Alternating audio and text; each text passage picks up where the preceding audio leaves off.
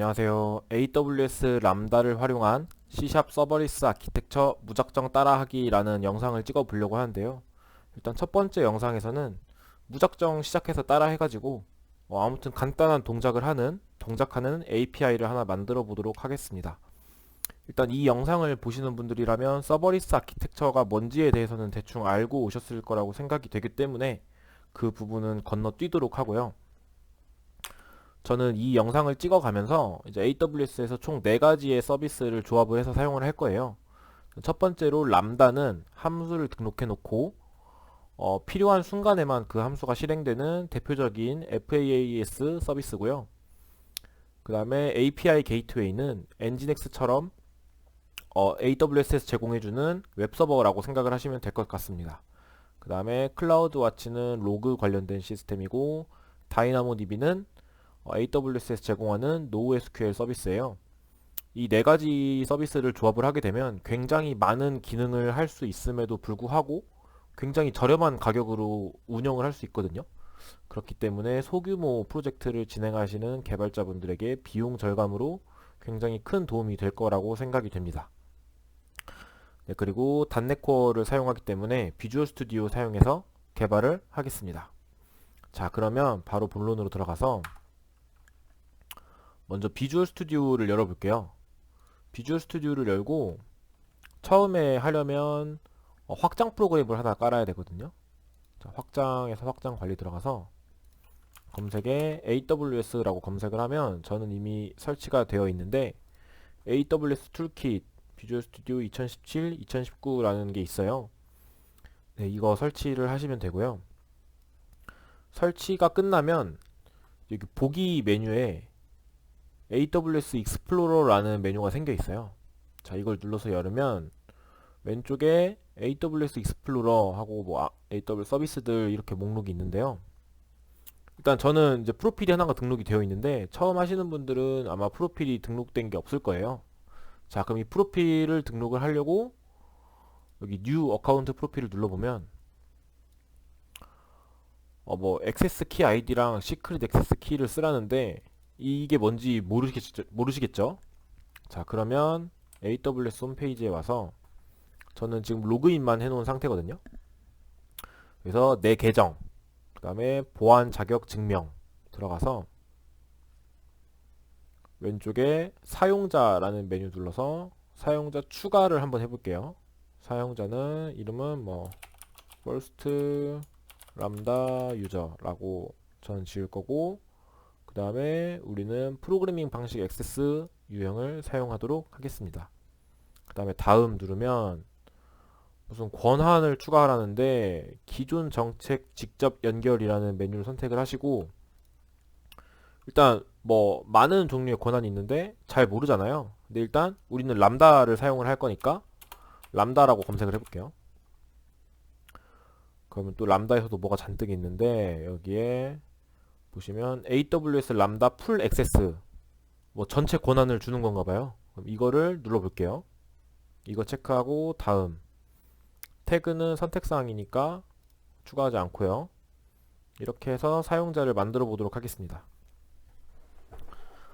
자, 사용자가 만들어졌고 여기 액세스 키랑 비밀 액세스 키가 있어요. 자, 그러면 이걸 하나씩 카피를 해서 아까 비주얼 스튜디오에서 액세스 키 넣고 그 다음에 비밀 액세스 키 넣고 이렇게 하고 프로필 네임은 이건 아무거나 하시면 되는데 first 람다 유저라고 할게요. 이렇게 하고 OK를 누르면 자, 지금 프로필이 추가가 되고 있을 거예요. 프로필이 추가가 돼서 여기 왼쪽 AWS 익스플로러에 first 람다 유저가 로그인 된 게 보이죠? 네, 이 상태가 되면 이제 개발할 준비가 끝난 겁니다. 자, 그러면 AWS 홈페이지에 다시 가서 서비스 누르고 람다 검색해 볼게요. 람다 들어가서 일단 함수를 하나 생성을 해 보겠습니다. 함수 생성 누르고 함수 이름은 first 람다 function, 그리고 런타임은 저는 .NET 코어 환경 사용할 거고요. 여기서 함수 생성 바로 해볼게요. 자, 함수가 생성이 되고 있고,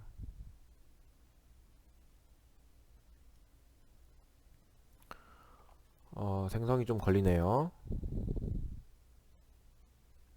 함수가 생성이 되면 뭐 이런 것들이 보여요. 뭐 함수 코드 업로드하는 것도 보이고, 환경 변수, 태그 뭐 이런 것들 보이는데, 자, 일단 우리가 할 거는 다시 비주얼 스튜디오로 옵니다. 비주얼 스튜디오로 와서 새 프로젝트 생성을 해요. 그럼 아까 AWS 툴킷이 정상적으로 설치가 됐으면 여기 템플릿에서 AWS를 검색하면 뭔가 새로운 것들이 보이실 거예요. 여기에서 저는 테스트 코드가 포함되어 있지 않은 AWS 람다 프로젝트 C# 버전 자 C# AWS 람다 프로젝트 .NET 코어 C# 이거 선택해서 하도록 하겠습니다. 프로젝트 이름은 First 람다 이렇게 짓고요. 블루프린트를 선택하라고 하는데 저는 empty 펑션으로 진행할게요. 자, 이렇게 프로젝트를 생성을 하고 나서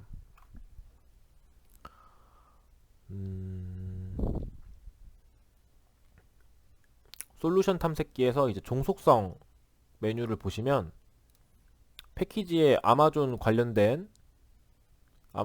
람다 관련된 패키지들이 포함이 되어 있고, 그 다음에 무슨 제이슨 파일 하나 있고요.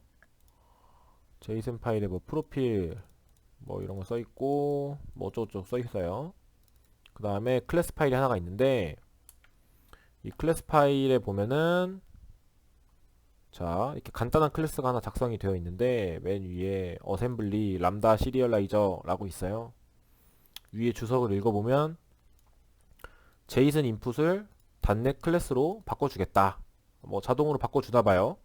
네, 그렇게 이해하고 함수를 보니까 인풋을 받아서 인풋을 대문자로, 널이 아닌 경우에 인풋을 대문자로 리턴하는 함수가 하나 등록되어 있습니다.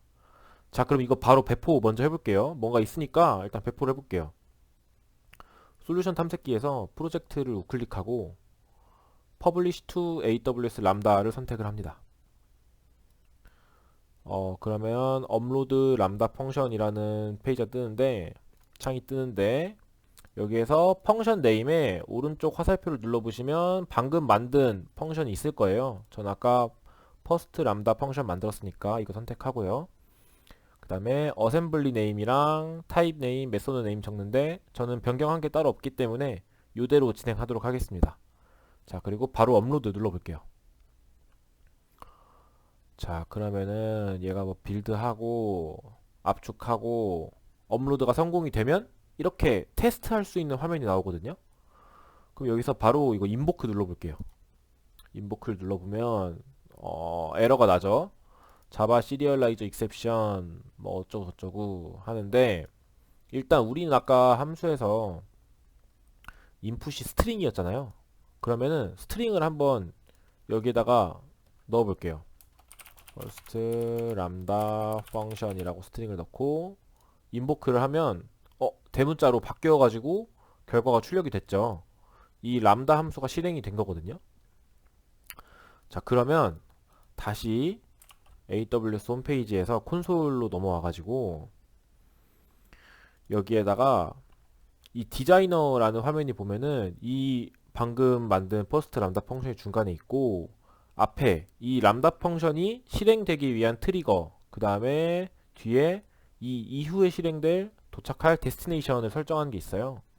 우리는 먼저 트리거 추가를 해볼게요. 트리거 추가를 하면 여기 또 뭐가 많은데 API 게이트웨이 한번 선택을 해보겠습니다. 그러면 기존의 API를 선택하거나 새로운 API를 생성한다는데 새 API 생성해서 해볼게요. 그 다음에 보안 선택하는 게 있는데 여기 그냥 열기라고 있거든요. 이게 번역이 좀 잘못된 것 같은데 그냥 오픈되어 있다라는 뜻이에요. 따로 보안 설정 없이. 밑에 경고 보시면 뭐 공개적으로 사용할 수 있다, 모든 사용자가 호출할 수 있다라고 뜨죠. 이렇게 뜨고 뭐 추가 세팅은 그냥 기본 상태로 갈게요. 기본 상태로 가서 add를 하면 그러면은 아까 이 람다 펑션 디자이너에 밑에 API 게이트웨이가 붙었어요. API 게이트웨이가 붙어 있고 이 API 게이트웨이를 클릭을 해보면 밑에 해당 게이트웨이 정보가 있거든요. 그럼 이거 한번 눌러볼게요. 자, 이거를 눌러보면 이 화면은 이 서비스에서 API 게이트웨이라는 거를 선택해서 들어왔을 때랑 동일한 화면이에요. 여기에서 방금 만든 API 선택을 하면 이 동일한 화면이 나오거든요. 그럼 여기에 우리가 방금 포스트 람다 펑션이라는 리소스를 만들었어요. 자, 이 리소스를 만들었으니까 테스트를 해보고 싶은데 any라고 해서 전체 메소드를 사용할 수 있게 돼 있거든요. any를 누르고 테스트를 눌러볼게요. 테스트 누르면 메소드 선택하는 게 있고 뭐 쿼리 파라미터, 헤더 이런 거 선택할 수 있어요. 일단 간단하게 제일 간단하게 get으로 한번 테스트 눌러볼게요. 자, 그러면 또 인터널 서버 에러 이렇게 나죠. 인터널 서버 에러라고 나면 502는 배드 게이트웨이잖아요.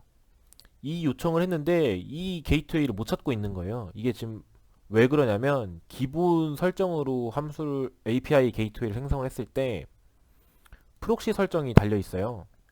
이 프록시 설정을 지우려면 요 any를 눌러서 통합 요청을 누른 다음에 여기 보면 람다 프록시 통합 사용이라고 하는 거 체크돼 있죠. 이 체크를 해제하고 확인을 할게요. 이 프록시를 사용하는 거는 이제 다음 영상에서 내용 설명을 드릴 거고, 자, 이 체크가 해제가 됐으면 다시 any로 들어와서 테스트 get 테스트 해볼게요. 그럼 이제 이번에는 200으로 스테이터스는 정상인데 안에서 이제 익셉션이 터졌죠. 아까랑 동일한. 그러면 우리가 아까 함수에서 스트링이라는 인풋이 있는데 이 스트링이 없으니까 지금 그런 거잖아요. 그러니까 get으로는 파라미터를 이제 body를 넘길 수가 없기 때문에 포스트로 바꿔볼게요. 포스트로 바꿔서 요청 본문에다가 first lambda test라고 치면 왼쪽에 X 표시가 되어 있는데 이게 AWS에서는 기본적으로 이런 요청과 응답을 제이슨으로 처리하려고 하기 때문에 제이슨 포맷이 아니라서 이렇게 X자가 떠 있거든요. 무시하고 테스트 눌러볼게요. 테스트 눌러봤더니 뭐 또 could나 pass request body into JSON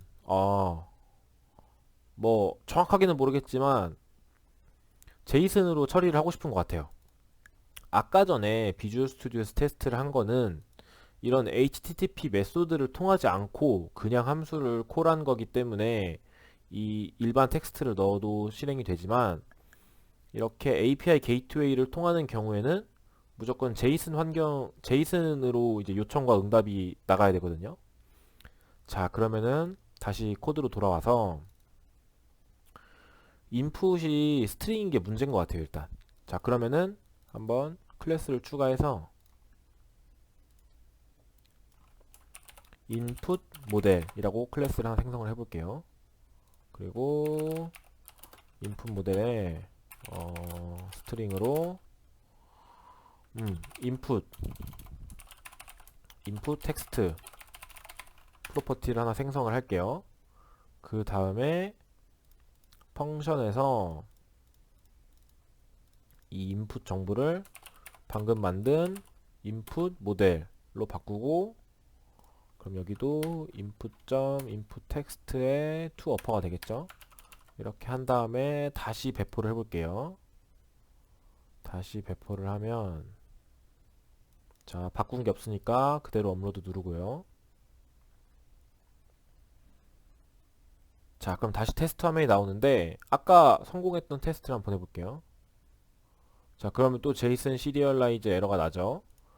그러면은 우리가 방금 만든 똑같은 포맷으로 인풋 모델과 같은 포맷으로 제이슨을 하나 만들어서 우리가 input text라는 키로 밸류를 post 람다 input 모델 이렇게 넣고 인보크를 해보면 이 해당하는 응답이 대문자로 정상적으로 출력이 됐죠. 자, 그럼 이게 잘 되는지 다시 API 게이트웨이로 와서 다시 테스트를 해볼게요. input text API gateway call 이렇게 해서 테스트를 해보면 응답 본문에 API gateway call이라는 텍스트가 대문자로 잘 변경이 돼서 출력이 됐어요. 자, 그러면 근데 우리가 요청을 제이슨으로 했는데 응답이 이렇게 그냥 플레인 텍스트로 나오는 경우는 없죠. 응답도 한번 다시 제이슨으로 바꿔볼게요.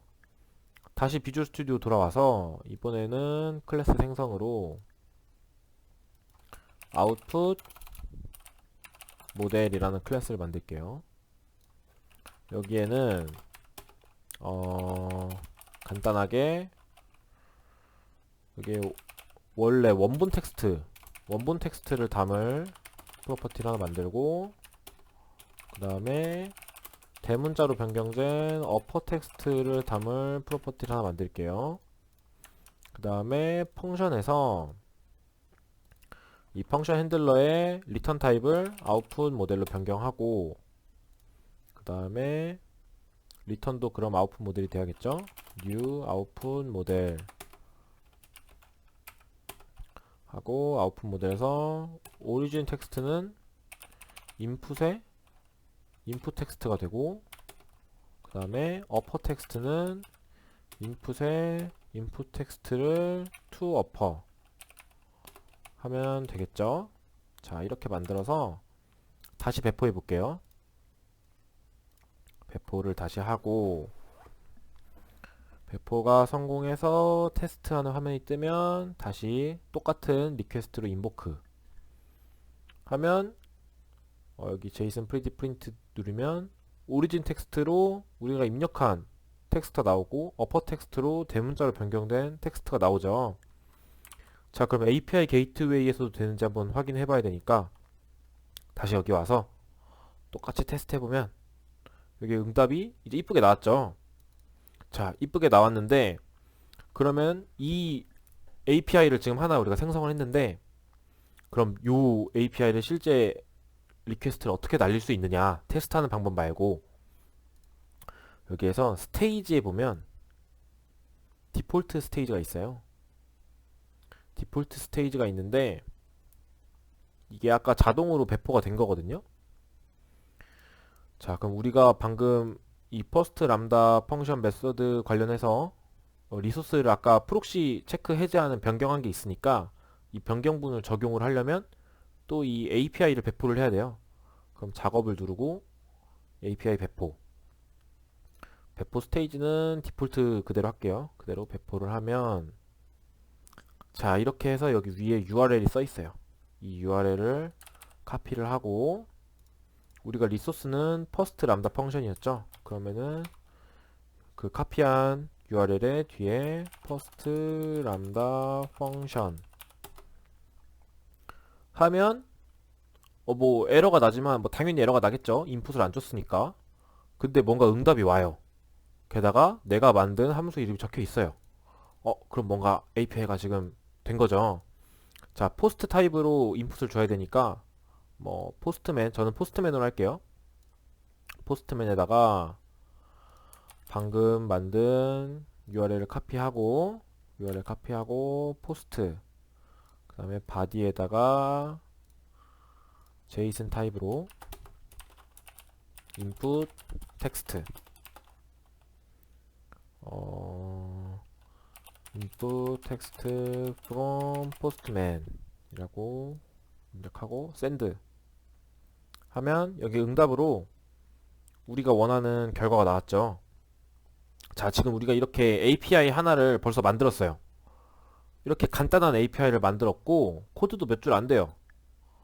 코드도 이 정도 간단한 상태이고 뭔가 결과를 만들고 요청과 응답을 모두 제이슨으로 주고받는 그런 람다 함수 한 개를 완성을 했습니다.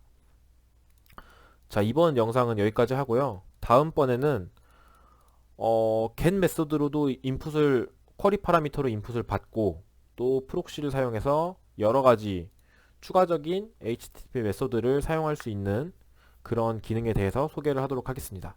자, 그러면 이번 영상은 여기까지 하겠습니다.